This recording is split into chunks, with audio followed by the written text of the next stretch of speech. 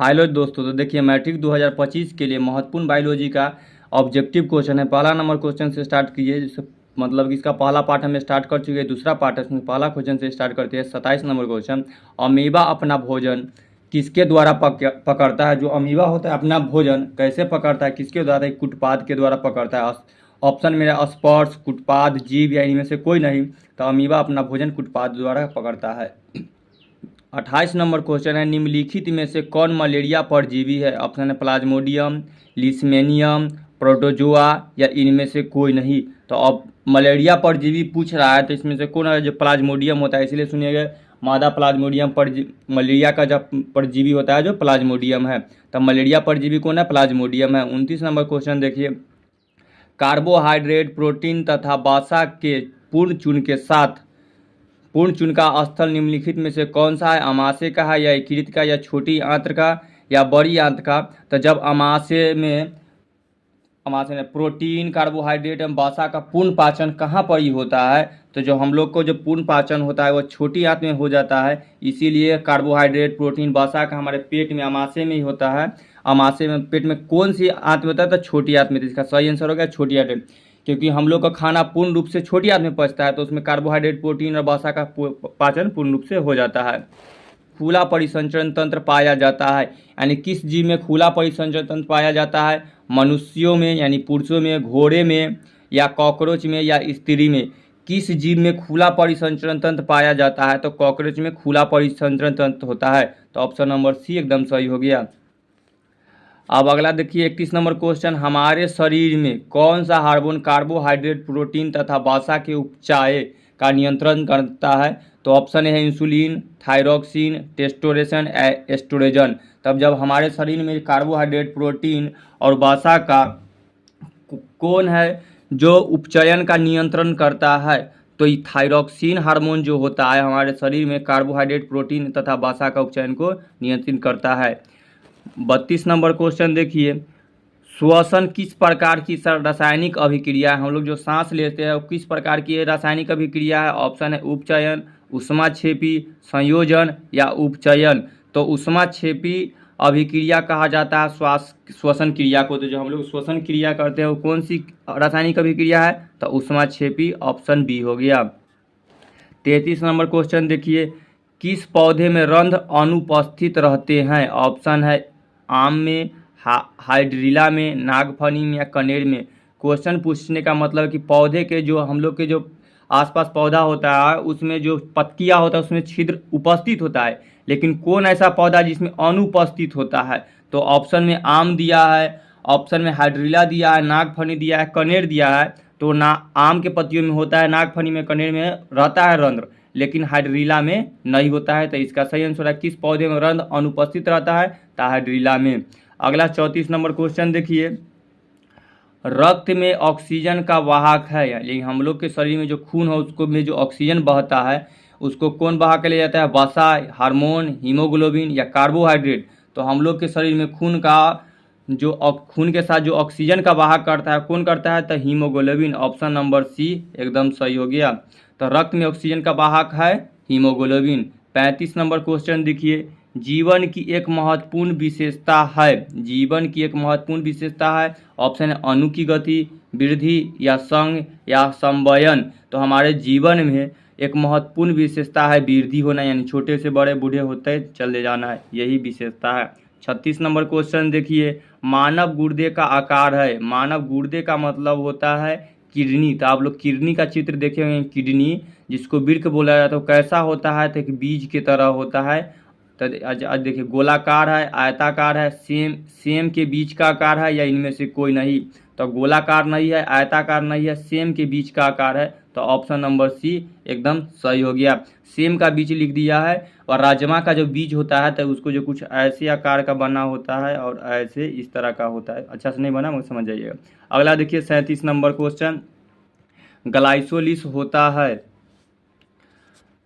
37 में ग्लाइसोलिस होता है माइटोकॉन्ड्रिया में, कोशिका द्रव में, गोल्गी कॉम्प्लेक्स में या क्लोरोप्लास्ट में? तो ग्लाइकोलॉक्स होता है तो कहाँ पर ही होता है? तो हम लोग के कोशिका द्रव में ग्लाइकोलिस द्रव पाया जाता है। तो कोशिका द्रव में ये द्रव पाया जाता है। तो ऑप्शन नंबर बी याद रखिएगा। 38 नंबर क्वेश्चन देखिए, लैक्टस सामान्यतः कहाँ पाया जाता है? लैक्टस ऐसे रबर बनता है, यानी कि गूंद के आकार का बनता है, तो पीपल में बनता है, या पीला कनेर में पाया जाता है, या बरगद में पाया जाता है, या इनमें से सभी में पाया जाता है? तो जो लैक्टस पाया जाता है पीपल में भी पाया जाता है, पीला खनेर में भी पाया जाता है, बरगद में भी पाया जाता है, इसीलिए इसका सही आंसर हो गया इनमें से सभी। लैक्टस इस सभी पेड़ों में पाया जाता है, तो सही आंसर हो गया इनमें से सही, ऑप्शन नंबर डी। अगला 39 नंबर क्वेश्चन देखिए, मानव हृदय में पाए जाते हैं। ऑप्शन है 3 बेस्म, 4 बेस्म, 5 बेस्म या 2 बेस्म। पूछने का मतलब कि मानव हृदय में, ऑप्शन के अनुसार पता करना होगा कि क्या पूछ रहा है। तो मानव हृदय में 3 बेस्म पाए, बेस्म का मतलब कक्ष, यानी कि कितने भाग होता है। तो हम लोग के मानव हृदय में 4 बेस्म होते हैं, तो सही आंसर बी हो जाएंगे, 4 कक्ष होते हैं। याद रखिए, तो मानव हृदय में कितने बेस्म पाए जाते हैं? 4 कक्ष, जिसको बेस्म कहा गया, हृदय के पार्ट हो गया। अगला देखिए 40 नंबर क्वेश्चन, मानव मूत्र में यूरिया की प्रतिशत मात्रा होती है, यानी कि हम लोग का जब मूत्र हुआ पेशाब, उसमें यूरिया, यूरिन में जो यूरिया पाया जाता है वो यूरिया का कितना परसेंटेज होता है? ऑप्शन ए है 96, 96%, 60%, 2% या इनमें से कोई नहीं। तो हम लोग के मूत्र में यूरिया 2% पाया जाता है, तो ऑप्शन नंबर सी एकदम सही है। 41 नंबर क्वेश्चन देखिए, 41 नंबर क्वेश्चन है, मस्तिष्क में विभिन्न सूचनाएं किस रूप में संचित होती है? ऑप्शन है चेतना के रूप में, आवेग के रूप में, उद्दीपन के रूप में या संवेदना के रूप में। हमारे शरीर के मस्तिष्क मेन पार्ट है, उसमें जो भी सूचनाएं होता है किस रूप में संचित होता है? तो उद्दीपन के रूप में होता है। 42 नंबर क्वेश्चन देखिए, इनमें से किसकी उपस्थिति के कारण रक्त लाल दिखाई देता है? इनमें से किसकी उपस्थिति के कारण रक्त लाल दिखाई देता है? ऑप्शन ए है थ्रोम्बिन के कारण, ऑप्शन बी है फाइब्रिन के कारण, ऑप्शन सी है हीमोग्लोबिन के कारण, ऑप्शन डी है सीरम के कारण। तो हम लोग के शरीर में जो खून लाल दिखाई देता है तो वो लाल हीमोग्लोबिन के कारण दिखाई देता है। याद रखिएगा, हम लोग के रक्त में हीमोग्लोबिन पाया जाता है, जिसके वजह से हम लोग का खून लाल होता है। तो याद रखिएगा, मानव का खून लाल किसके वजह से होता है? रक्त में हीमोग्लोबिन पाए जाने के वजह से उसका खून लाल होता है। तो आइए अगला क्वेश्चन करते हैं। 43 नंबर क्वेश्चन देखिए, वसा का पाचन करता है, पेप्सिन करता है या ट्रेप्सिन करता है, लाइपेज करता है या एमाइलेज करता है? तो हमारे शरीर में वसा का पाचन लाइपेज करता है, तो ऑप्शन नंबर सी एकदम सही हो गया कि वसा का पाचन करता है, लाइपेज करता है। तो लाइपेज का काम क्या है? वसा का पाचन करना। 44 नंबर क्वेश्चन देखिए, वाष्पो उत्सर्जन कैसी प्रतिक्रिया है? शारीरिक है, भौतिक है या रासायनिक है या प्राकृतिक है? तो जो वाष्पो उत्सर्जन प्रक्रिया होता है वो भौतिकी प्रक्रिया पर एक रासायनिक प्रक्रिया, एक भौतिकी प्रक्रिया। तब वाष्पो उत्सर्जन भौतिकी प्रक्रिया है, जो वाष्प बनते रहता है। 45 नंबर क्वेश्चन देखिए, पौधे में प्रकाश संश्लेषण का स्थान है। पौधे में प्रकाश संश्लेषण कहाँ से होता है? माइटोकॉन्ड्रिया से होता है, क्लोरोप्लास्ट से होता है, ल्यूकोप्लास्ट से होता है, इनमें से कोई नहीं। तो पौधों में प्रकाश संश्लेषण पत्तियों के माध्यम से होता है, और पत्तियों में जो क्लोरोप्लास्ट पाया जाता है वहाँ से। तो इसका सही आंसर हो गया क्लोरोप्लास्ट, ऑप्शन नंबर बी एकदम सही। 46 नंबर क्वेश्चन देखिए, परिशिष्का हिस्सा है, ये परिशिष्का जो हिस्सा है किसका है? आहार नाल का, तंत्रिका तंत्र का या संवहन तंत्र का या जनन तंत्र का? जब परिशिष्का है वो किसका अंग है? तो एक आहार नाल का अंग होता है, इसीलिए परिशिष्का आहार नाल का हिस्सा है। 47 नंबर क्वेश्चन देखिए, किण्वन प्रक्रिया पाई जाती है। ये जो किण्वन प्रक्रिया होता है फर्मेंटेशन, इसमें किस में पाया जाता है? अमीबा में, ईस्ट में, हाइड्रिया में या इनमें से कोई में नहीं? अमीबा में नहीं होता है, किन्हीं ईस्ट में होता है। हम लोग के जो पाव रोटी बनता है या आटा जो हुआ उसको गूंद करके कुछ दिन रहने छोड़ देने के बाद उसमें किण्वन प्रक्रिया पाया जाता है, ईस्ट यानी खमीर बन जाना। जो तो देखिए, या जलेबी बनते हुए जो उसको मैदानी को घोर करके छोड़ दिया जाता है उसमें खमीर का उत्पादन, ये ईस्ट का प्रक्रिया है। तो यह किण्वन प्रक्रिया पाया जाता है ईस्ट में। तो 47 नंबर क्वेश्चन, किण्वन प्रक्रिया पाई जाती है, इसका सही आंसर हो जाएगा ऑप्शन नंबर बी, जो एकदम सही है कि ईस्ट में पाया जाता है। 48 नंबर क्वेश्चन देखिए, 48 नंबर में भोजन का मुख्य रूप से अवशोषण होता है। भोजन का मुख्य रूप से अवशोषण होता है, अमाशय में होता है, पकवास्य में होता है, बड़ी आंत में होता है, इलियम में होता है। जो हम लोग का भोजन हुआ है उसका मुख्य रूप से अवशोषण कहाँ होता है, तो इसका सही आंसर हो जाएगा इलियम में। इलियम में पूर्ण रूप से अवशोषण होता है यानी मुख्य रूप से, तो इसका सही हो गया इलियम। 49 नंबर क्वेश्चन है, प्रकाश संश्लेषण की क्रिया में उत्पन्न होता है, जो प्रकाश संश्लेषण है उसमें क्या उत्पन्न होता है, प्रोटीन, कार्बोहाइड्रेट, विटामिन या वसा। जब पेड़ पौधे प्रकाश संश्लेषण करते हैं तो वो क्या उत्पन्न करते हैं, तो इसका सही आंसर हो जाएगा कार्बोज, यानी जो कार्बोहाइड्रेट वाला कार्बोज यानी कार्बोहाइड्रेट, कार्बो से संबंधित का जितना भी है सब करते हैं, तो इसलिए का सही आंसर हो गया कार्बोज। 50 नंबर क्वेश्चन है, ट्रैकिया किस जीव का श्वसन अंग है, तो हम लोग जो श्वसन अंग करते हैं वो फेफड़ा से करते हैं, मछली गिल्स गलफारा से करती है। ट्रैकिया कौन करता है, तो हाइड्रा ऑप्शन में, ऑप्शन बी है स्टारफिश, ऑप्शन सी है कॉकरोच या पाइला। तो ट्रैकिया कॉकरोच का श्वसन अंग है, जो कॉकरोच है वो अपने तो कॉकरोच का श्वसन अंग क्या है, तो ट्रैकिया है। तो ट्रैकिया किस जीव का श्वसन अंग है, तो कॉकरोच का था। 50 नंबर क्वेश्चन का सही आंसर हो गया कॉकरोच, ऑप्शन नंबर सी। 51 नंबर में है, सांस लेने और छोड़ने को कहते हैं, जब हम लोग सांस लेते हैं और छोड़ते हैं तो उस क्रिया को क्या कहा जाता है, ऑप्शन में अंतःश्वसन, निःश्वसन या श्वासोच्छवास। तो इसको श्वासोच्छवास कहा जाता है, यहाँ सांस लेने और छोड़ने की क्रिया को श्वासोच्छवास कहा जाता है, तो ऑप्शन नंबर सी एकदम सही होगा। 52 नंबर क्वेश्चन देखिए, पित्तरस कहाँ से स्रावित होता है, हम लोग के शरीर में पित्तरस स्रावित होता है, जो खाना को पचने में महत्वपूर्ण भूमिका है। तो पित्तरस कहाँ से स्रावित होता है, तो यकृत से स्रावित होता है, अग्नाशय से, यकृत से, छोटी आंत में से कोई, तो यकृत से स्रावित होता है। तब पित्तरस कहाँ से स्रावित होता है, तो 52 नंबर क्वेश्चन का आंसर हो गया ऑप्शन नंबर बी, जो एकदम सही है, यकृत से। यकृत में जो पीला कलर का जो दिखाई देता है वही होता है पित्तरस, उसी से पित्तरस निकलता है, यानी कि पित्ताशय से पित्तरस निकलता है, और हमारी सबसे बड़ी ग्रंथि यकृत से निकलता है पित्तरस। 53 नंबर क्वेश्चन देखिए, गाढ़ कोशिका की कौन सी भित्ति मोटी होती है, भीतरी, बाहरी, पार्श्व या इनमें से सभी। जो गाढ़ कोशिका है उसकी भीतरी कोशिका मोटी होती है, तो याद रखिएगा ऑप्शन नंबर बी एकदम सही है। 54 नंबर क्वेश्चन है, एक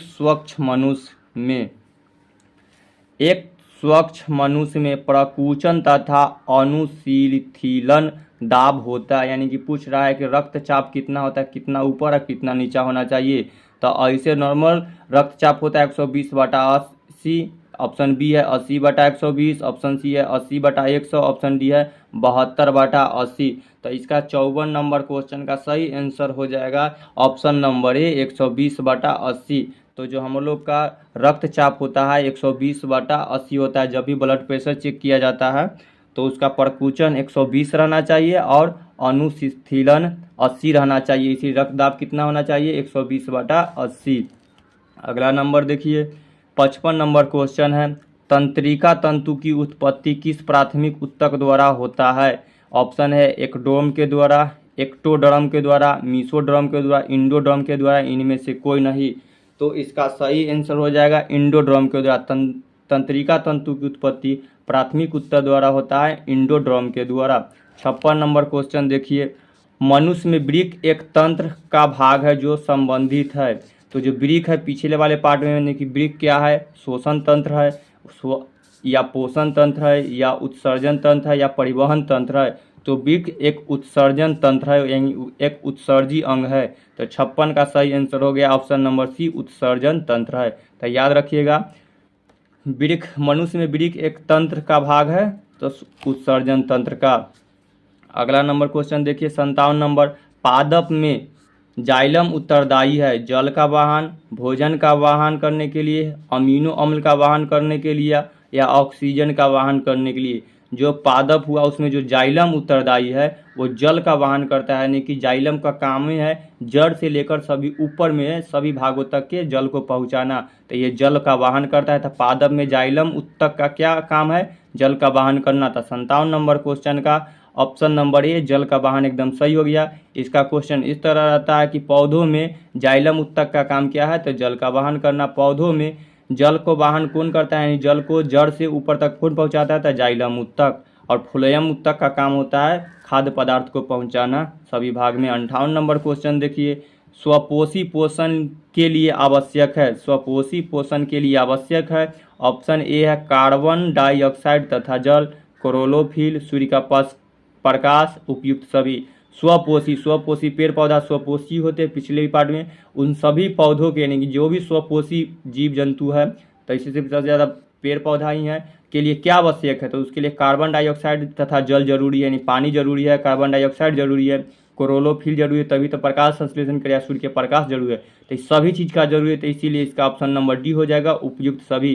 तो 58 नंबर क्वेश्चन में है स्वपोषी पोषण के लिए आवश्यक है, कार्बन डाइऑक्साइड भी जरूरी है, क्लोरोफिल भी जरूरी है, सूर्य का प्रकाश भी जरूरी है, यानी उपयुक्त सही ऑप्शन नंबर डी दिया हुआ है। 59 नंबर क्वेश्चन देखिए, पाइरुविटिक के विखंडन से यह कार्बन डाइऑक्साइड जल तथा ऊर्जा देता है और यह क्रिया होती है।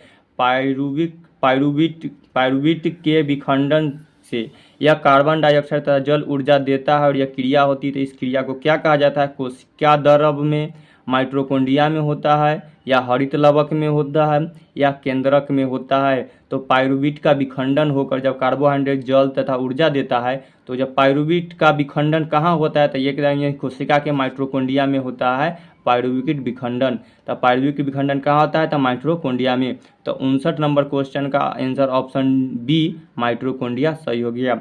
60 नंबर क्वेश्चन देखिए, पोषण होता है, यानी पूछ रहा है कि स्वपोषण यानी स्वपोषण किस में होता है? कवकों में होता है, हरे पौधों में होता है, या जंतुओं में, या सभी जीवों में होता है?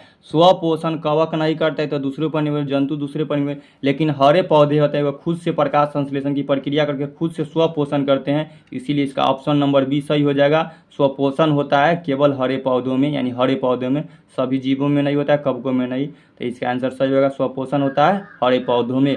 तो फिर इसका अगला पार्ट लाएंगे जिसमें हम 60 तक के क्वेश्चन कर लिए, फिर पूरा इसी तरह हम सभी मैट्रिक का क्वेश्चन आंसर अच्छा एक्सप्लेन लगा होगा तो लाइक कर लीजिए, सब्सक्राइब कर लीजिए, ताकि इस तरह का हम सभी करते रहें और आपको मिलते रहे वीडियो। तो इसके लिए धन्यवाद दोस्तों, ज़रूर सब्सक्राइब कर ले।